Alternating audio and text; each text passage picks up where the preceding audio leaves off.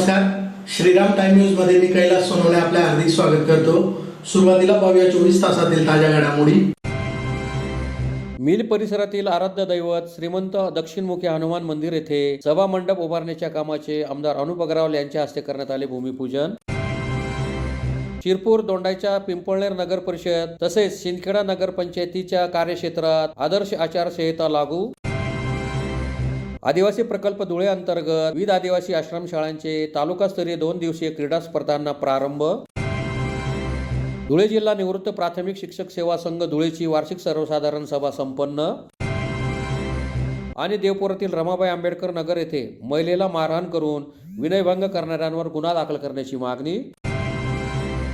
आता बातमी उतर विस्ताराने। धुळे शहरातील मिल परिसरातील कार्यसम्राट युवा माजी नगरसेवक अमोल मासोळे यांच्या पाठपुराव्याने आणि प्रयत्नाने मंजूर मूलभूत सोयी सुविधा योजनेअंतर्गत परिसरातील आराध्य दैवत श्रीमंत दक्षिणमुखी हनुमान मंदिर येथे सभा मंडप उभारणीच्या कामाचे आमदार अनुप अग्रवाल यांच्या हस्ते गुरुवारी भूमिपूजन करण्यात आले। धुळे शहरातील मिल परिसरात मूलभूत सोयी सुविधा योजनेअंतर्गत परिसरातील आराध्य दैवत श्रीमंत दक्षिणमुखी हनुमान मंदिर येथे सभा मंडप उभारणीच्या कामाचे शहराचे आमदार अनुप अग्रवाल यांच्या हस्ते भूमिपूजन करण्यात आले। यावेळी बोलताना आमदार अनुप अग्रवाल यांनी सांगितले की धुळे शहराच्या विकासासाठी पहिल्या टप्प्यात 50 कोटींचे कामे आपण सुरू करीत आहोत।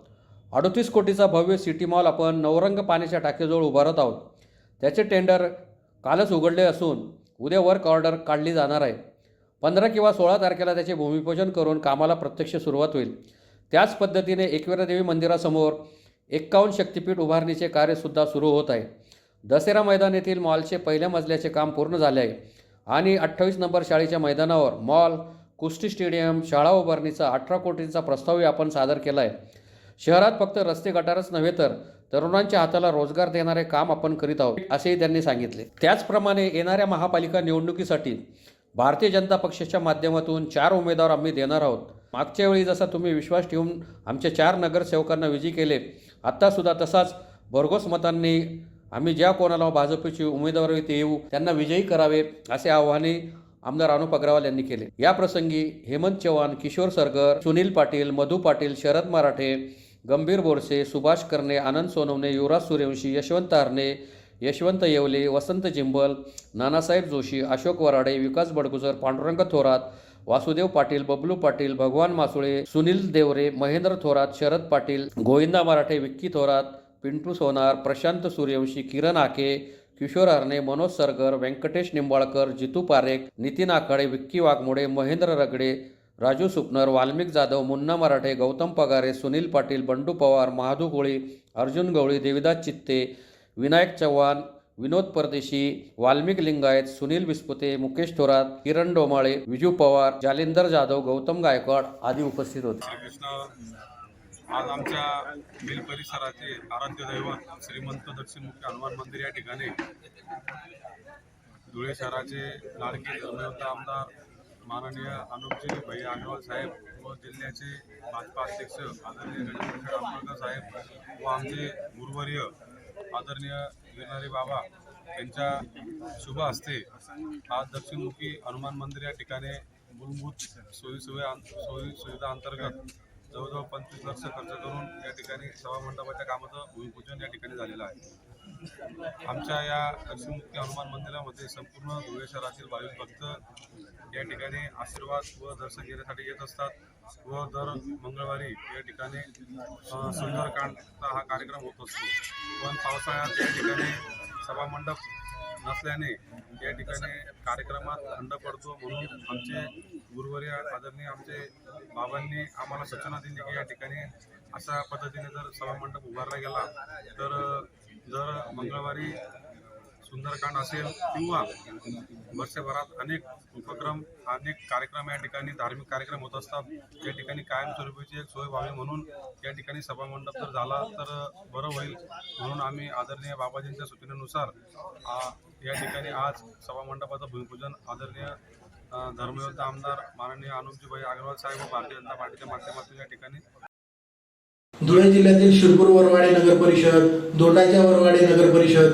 पिंपळनेर नगर परिषद, शिंदखेडा नगरपंचायतीसाठी मंगळवार दिनांक 2 डिसेंबर 2025 रोजी मतदान तर बुधवार दिनांक 3 डिसेंबर 2025 रोजी मतमोजणी होणार आहे। या निवडणुकीची 4 नोव्हेंबर 2025 पासून संबंधित कार्यक्षेत्रात आचारसंहिता लागू झाली असल्याची माहिती जिल्हाधिकारी भाग्यश्री विस्पुते यांनी पत्रकार परिषद घेऊन दिली। राज्य निवडणूक आयोगाने नगर परिषद, नगरपंचायत, सार्वत्रिक निवडणुका 2025 चा कार्यक्रम जाहीर केला आहे। त्यानुसार धुळे जिल्ह्यातील शिरपूर वरवाडे नगर परिषद, दोंडाईच्या वरवाडे नगर परिषद, पिंपळनेर नगर परिषद, शिंदखेडा नगरपंचायतीसाठी मंगळवार दिनांक 2 डिसेंबर 2025 रोजी मतदान तर बुधवार दिनांक 3 डिसेंबर 2025 रोजी मतमोजणी होणार आहे। या निवडणुकीची 4 नोव्हेंबर पासून संबंधित कार्यक्षेत्रात आचारसंहिता लागू झाली आहे, अशी माहिती जिल्हाधिकारी भाग्यश्री विस्पुते यांनी पत्रकार परिषद घेऊन दिली। जिल्हाधिकारी विस्पुते यांनी सांगितले की राज्य निवडणूक आयोगाने नगर परिषद, नगरपंचायत, सार्वत्रिक निवडणुका 2025 चा निवडणूक कार्यक्रम घोषित केला आहे। धुळे जिल्ह्यातील शिरपूर वरवाडे, दोंडाईच्या वरवाडे व पिंपळनेर या 3 नगर परिषद तसेच शिंदखेडा नगरपंचायत यांच्या सार्वत्रिक निवडणुका होणार आहेत। या निवडणुकांची अधिसूचना 6 नोव्हेंबर 2025 रोजी प्रसिद्ध केलेली आहे। या 4ही नगर परिषद व नगरपंचायतीमध्ये एकूण मतदारांची संख्या 1,57,591 इतकी असून यात पुरुष मतदारांची संख्या 79,576 तर स्त्री 78,014 तर तृतीयपंथी मतदार 11 आहे। या निवडणुकीसाठी एकूण 183 एवढे मतदान केंद्र निश्चित करण्यात आलेले आहेत। राज्य निवडणूक आयोगाच्या आदेशानुसार कायदा व सुव्यवस्थेबाबत एकत्रित आदेश पारित केलेले आहेत। त्यानुसार जिल्ह्यातील शस्त्रधारकांची शस्त्रे जमा करण्याची कारवाई प्रशासनामार्फत सुरू आहे। धुळे जिल्ह्यातील शिरपूर वरवाडे, दोंडाईच्या वरवाडे व पिंपळनेर या 3 नगर परिषदा तसेच शिंदखेडा नगरपंचायत क्षेत्रात आदर्श आचारसंहिता लागू झाली असून सर्व नागरिक तसेच सर्व राजकीय पक्षांनी आदर्श आचारसंहितेचे पालन करावे। मतदानाची टक्केवारी वाढवण्यासाठी नागरिकांनी भयमुक्त वातावरणात मतदान करावे असे आवाहन त्यांनी केले। यावेळी अप्पर जिल्हाधिकारी सुभाष बोरकर, निवासी उपजिल्हाधिकारी शरद पवार, सहाय्यक आयुक्त अभिजित बाविस्कर आदी उपस्थित होते। आणि त्यानुसार 246 नगर परिषद आणि 42 नगर पंचायतमध्ये सार्वत्रिक निवडणुकीसाठी शेड्यूल प्राप्त झाला आहे आणि 2025चा निवडणूक कार्यक्रम जाहीर झाला आहे। धुळे जिल्ह्यात 3 नगर परिषद आणि 1 नगर पंचायतमध्ये इलेक्शन कंडक्ट होणार आहे। त्यामध्ये शिरपूर वरवाडे या नगर पंचायतमध्ये सार्वत्रिक निवडणुका प्रस्तावित आहेत। याचा जो अधिसूचना आहे ती 6/11/2025 ला जाहीर करण्यात आली आहे। त्यापैकी 78,014 ही स्त्री मतदारांची संख्या आहे आणि 79,576 एवढी पुरुष मतदार संख्या आहे। आपल्याकडे 183 मतदार केंद्र आहेत आणि 4/11/2025 रोजी सायंकाळी 4 वाजेपासून मॉडेल कोड जे आहे ते इनॅक्ट झालेलं आहे।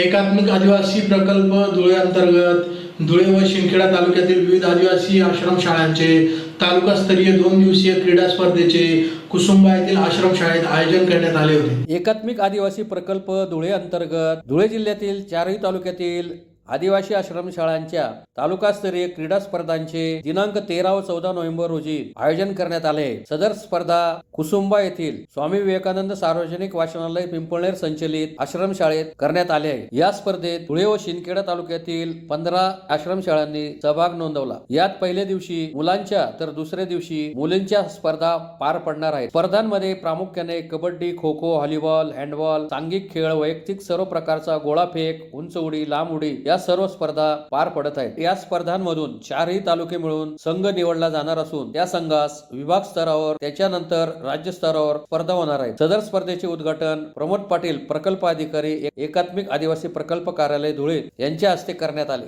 उपस्थित प्रमुख अतिथींच्या हस्ते महात्मा फुले, सावित्रीबाई फुले, बिरसा मुंडा व सरस्वती मातेचे पूजन करून स्पर्धेस प्रारंभ करण्यात आला। यावेळी प्रकल्प अधिकारी प्रमोद पाटील, पुष्पलता पगारे, दशरथ शिंदे, मनोज पाटील, स्वप्नील पगारे, अविनाश पाटील, जोशना देवरे, अविनाश शेवाळे, किशोर गवळी यांच्यासह धुळे व शिंदखेडा तालुक्यातील शाळेतील विद्यार्थी मोठ्या संख्येने उपस्थित होते। स्पर्धांच्या यशस्वीतेसाठी प्राथमिक विभागाचे मुख्याध्यापक ए.एल. शेवाळे, उच्च माध्यमिक विभागाचे मुख्याध्यापक के.एस. गवळी परिश्रम घेत आहेत। एकात्मिक आदिवासी विकास प्रकल्प धुळे अंतर्गत सर्व तालुक्यांमध्ये 4 ठिकाणी तालुकास्तरीय आश्रमिक क्रीडा स्पर्धा संपन्न होत आहे। यामध्ये कबड्डी, खो खो, व्हॉलीबॉल, हँडबॉल, सांघिक खेळ आणि वैयक्तिक सर्व प्रकार, गोळा, थाळी, भाला तसेच लांब उडी, उंच उडी सर्व सामने या 2 दिवसीय पहिल्या दिवशी मुलांचा आणि दुसऱ्या दिवशी मुलींचे खेळ प्रकार संपन्न होते.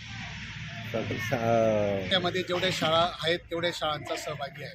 धुळे व शिंदखेडा तालुका मिळून साधारणतः 15 शाळांचा सहभाग आहे. 15 शाळेचे सहभागी तर विद्यार्थी आज मुलांचा खेळ प्रकार होत आहे. उद्या मुलींचा खेळ प्रकार होणार आहे. यांची निवड होऊन तर धुळे प्रकल्पांतर्गत तर 4 तालुक्यांचे एका ठिकाणी यांची क्रीडा स्पर्धा होणार आहेत आणि तिथून तसंच प्रकल्पामधून जे विजेते संघ असतील ते विभाग स्तरावर आणि विभाग स्तरानंतर राज्य स्तरावर त्यांचे खेळ खेळले जातात. धुळे जिल्हा निवृत्त प्राथमिक शिक्षक सेवा संघ धुळेची वार्षिक सर्वसाधारण सभा देवपुरातील पेन्शन भवन श्रीरंग कॉलनी येथे गुरुवारी खेळीमेळीच्या वातावरणात संपन्न झाली. धुळे जिल्हा निवृत्त प्राथमिक शिक्षक सेवा संघाची 44वी वार्षिक सर्वसाधारण सभा गुरुवार दिनांक 13 रोजी देवपुरातील पेन्शनर भवन श्रीरंग कॉलनी येथे मोठ्या उत्साहात संपन्न झाली. प्रमुख अतिथींच्या हस्ते प्रतिमा पूजन व दीप प्रज्वलन करून सभेस सुरुवात करण्यात आली. यावेळी विषय पत्रिकेवर दिनांक 27/11/24 रोजी झालेल्या वार्षिक सभेचे इतिवृत्त वाचून कायम करणे, सन 2024-25 वार्षिक लेखापरीक्षण 23 ताळेबंद व नफा तोटा पत्रकास मंजुरी देणे, सन 2025-26च्या अंदाजपत्रकास मंजुरी देणे, मयत सभासदांचे नाव यादीतून कमी करण्यास मंजुरी देणे, देणगीदारांचा सत्कार व गुणवंत पाल्यांचा सत्कार, सन 2025-26 ते 2029-30 अखेर 5 वर्षासाठी नवीन जिल्हा कार्यकारिणीस मंजुरी देणे, चेंज रिपोर्ट वकिलामार्फत मंजूर करून घेण्यास परवानगी देणे, आमदार निधी न मिळाल्यास शिंदखेडा पेन्शनर भवन बांधकामास मंजुरी देणे, साक्री व शिरपूर पेन्शन भवनासाठी जागा घेण्यास परवानगी देणे आदी विषयांवर सखोल चर्चा होऊन सर्व विषय एकमताने मंजूर करण्यात आले. यावेळी दस पवार, गदू परदेशी, असा पाटील, जिदा पाटील, ही ध देवरे, सुरा पवार, भूसी मराठे, प्र आ भांबरे, आ कौ पाटील, शहान पाटील, सुभाष भांबरे, गुद पाटील, डी महाले, रमेश पाटील आदी उपस्थित होते. त्या मार्गदर्शनाची आधी एक सूचना आहे माझी. औरंगाबाद जिल्हा आणि जळगाव जिल्ह्याने पेन्शन सेल चालू केलेला आहे. साहेबांनी पेन्शनर प्राथमिक शिक्षकांसाठी तो त्या शिवणकडनं मार्गदर्शन घेऊन हा पेन्शन सेल हा धुळे जिल्ह्यात सुद्धा चालू करावा अशी मी त्यांना विनंती आहे. दुसरी एक विनंती अशी आहे साहेबांना, बापकर साहेब, माजी शिओ आणि गुप्ता साहेब यांच्या काळामध्ये शेवटच्या दिवशी पेन्शनरला जाणाऱ्या शिक्षकाचा आणि जिल्हा परिषद कर्मचाऱ्यांचा PPO त्यांच्या हातात दिला जायचा. त्यांचं स्वागत करून त्यांच्या हातात तो सत्कार PPO दिला जायचा. ती प्रथा आपल्या काळामध्ये सुरू व्हावी. या 2 महत्त्वाच्या मागण्या आमच्याकडे आहेत. तेवढा त्याच्यावर आपण विचार करावा. आणि दोन्ही आता उपमुख्य कार्यकारी अधिकारी आणि शिओ साहेब दोन्ही कर्तव्यदक्ष असे अधिकारी आपल्याकडे लाभलेले आहेत. आयुक्त म्हणून अजित शेख साहेबांचा आपण धुळे जिल्ह्याने अनुभव घेतलेला आहे.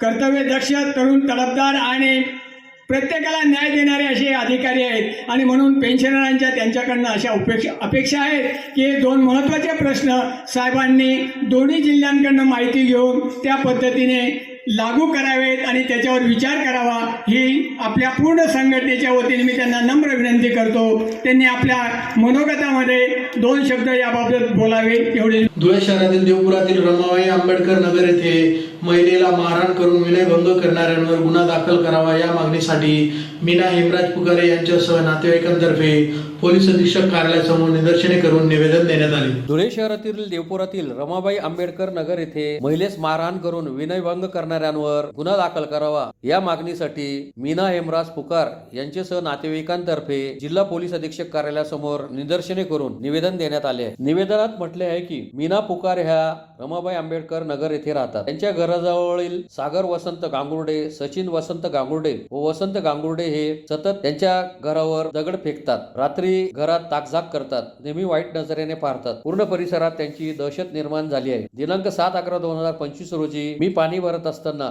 माझी वहिनी विशाखा करण छत्रे हिला सागरने मागील बाजूस हात मारला. मी त्यांना त्या गोष्टीचा जाब विचारला तेव्हा त्याने मलाही मारहाण केली व जीवे मारण्यासाठी माझ्या अंगावर त्याने चाकूने वार केला. तो माझ्या पोटाला लागला. माझ्या वहिनीलाही त्याने मारहाण केली. त्यांनाही दुखापत झाली. माझा भाऊ करण छत्रे हा आला असता त्यालाही त्याने मारहाण केली. त्याचा भाऊ सचिन गांगुर्डे, त्याचे वडील वसंत गांगुर्डे यांनी लाकडी दंड्याने मारहाण केली. भांडण सोडवण्यासाठी सुरेश ब्रिजलाल देवीकर हा आला असता त्यालाही चाकूने वार करून जखमी केले. त्याच्या अंगावर त्यांनी 5 ठिकाणी घाव केला. त्याच्या अंगावर 5 ठिकाणी टाके लागले आहेत. सूरज हा भांडण सोडवण्यास आला होता. त्याच्या नावाने तक्रार घेतली, परंतु माझी तक्रार घेतली नाही. महिलांच्या छेडखाण्याची तक्रार घेतली जात नाही का? आम्हाला चाकू लागल्यावर ही आमची तक्रार घेतली नाही, तरी या लोकांकडून सर्व गल्लीला त्रास आहे, म्हणून आमचा गुन्हा नोंदवण्यात यावा अशी मागणी करण्यात आली आहे। यावेळी मीना पुकार, विशाखा चत्रे, सूरज देवीकर, मानसी पुकार, लकी पुकार, करण चत्रे, रूपा चत्रे, शोभा चत्रे आदी उपस्थित होते। कमीत कमी 15-20 वर्षापासून राहतोय, तरी आम्हाला सागर वसंत गांगोडे, सचिन वसंत गांगोडे आणि वसंत गांगोडे याच्यापासून खूप त्रास आहे, कारण की ते आमच्या घरात थांबतात आणि रेती वगैरे माती फेकतात, दगड फेकतात आणि त्याच्यानंतर खूप माझ्या बहिणीला खूप त्रास दिलेला आहे। 1 वर्षापासून ते आम्हाला खूप त्रास देत आहेत, आम्हाला न्याय मिळावा। पोलीस स्टेशनला रिपोर्ट केली, पण मग त्यांनी काही कारवाई केली नाही आणि आरोपी इकडे तिकडे फिरतायत। आम्ही मार खाल्लेले लोक घरात बसलेलो आहे आणि ते आरोपी फिरतायत, आम्हाला न्याय मिळावा। SP सरांकडे हीच नम्र विनंती। आम्ही SP सरांकडे निवेदन दिलेलं आहे, जर 15 दिवसात आम्हाला न्याय नाही मिळाला तर आम्ही आंदोलन करू। पुन्हा एक नजर ठळक घडामोडींवर। मिल परिसरातील आराध्य दैवत श्रीमंत दक्षिणमुखी हनुमान मंदिर येथे सभा मंडप उभारण्याच्या कामाचे आमदार अनुप अग्रवाल यांच्या हस्ते करण्यात आले भूमिपूजन। शिरपूर दोंडाईच्या पिंपळनेर नगर परिषद तसेच शिंदखेडा नगर पंचायतीच्या कार्यक्षेत्रात आदर्श आचारसंहिता लागू। आदिवासी प्रकल्प धुळे अंतर्गत विविध आदिवासी आश्रमशाळांचे तालुकास्तरीय 2 दिवसीय क्रीडा स्पर्धांना प्रारंभ। धुळे जिल्हा निवृत्त प्राथमिक शिक्षक सेवा संघ धुळेची वार्षिक सर्वसाधारण सभा संपन्न। आणि देवपुरातील रमाबाई आंबेडकर नगर येथे महिलेला मारहाण करून विनयभंग करणाऱ्यांवर गुन्हा दाखल करण्याची मागणी। याचबरोबर श्रीराम टाइम न्यूजचे बातमीपत्र संपले। दिवसभरातील ताज्या घडामोडींसाठी पाहत राहा श्रीराम टाइम न्यूज। भेटूया पुढील प्रसारणात, तोपर्यंत नमस्कार।